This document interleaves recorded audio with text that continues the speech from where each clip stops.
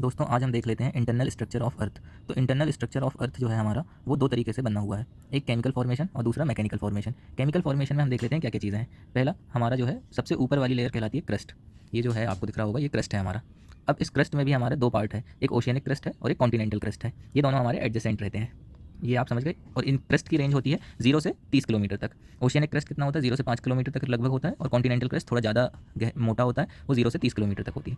उसके बाद हमारा लगभग 2900 किलोमीटर तक मेंटल होता है। ये आपको दिख रहा होगा 2900 किलोमीटर यहाँ तक मेंटल होता है वो क्रस्ट के बाद। अब मेंटल हमारा तीन पार्ट में डिवाइड होता है, अपर मेंटल, मिडिल मेंटल और लोअर मेंटल या इनर मेंटल। अपर मेंटल हमारा होता है 400 किलोमीटर तक, मिडिल मेंटल हमारा लगभग 900 किलोमीटर तक और लोअर मेंटल हमारा लगभग 2900 किलोमीटर तक होता है। उसके बाद आ जाते हैं हम, सबसे नीचे हमारा होता है कोर, वो हमारा 6370 किलोमीटर तक होता है। उसमें भी दो पार्ट है, एक होता है आउटर कोर और दूसरा होता है इनर कोर। अब आउटर कोर हमारा होता है 5150 किलोमीटर तक और इनर कोर होता है हमारा 6370 किलोमीटर तक। अब हम देख लेते हैं हमारा मैकेनिकल फॉर्मेशन। तो मैकेनिकल फॉर्मेशन को समझने के लिए हम देखेंगे कि जो सबसे पहली लेयर कहलाती है वो कहलाती है लिथोस्फीयर। ये लिथोस्फीयर कैसे बनती है, क्रस्ट का जो 30 किलोमीटर तक की पूरी रेंज ले लो आप, और plus upper part of upper mantle, मतलब लगभग 70 किलोमीटर तक अपर मेंटल का पार्ट ले लो आप। 400 किलोमीटर तक आपका अपर मेंटल है तो पूरा नहीं लेना है, उसका केवल 70 किलोमीटर तक का आपको लेना है अपर मेंटल का जो पार्ट है अपर वाला। तो लगभग 100 किलोमीटर तक हमारा लिथोस्फीयर हो जाता है। और फिर 100 किलोमीटर से मतलब लिथोस्फीयर के जस्ट नीचे से लेके जहाँ तक हमारा अपर मेंटल है 400 किलोमीटर तक, वहाँ तक हमारा एस्थेनोस्फीयर है।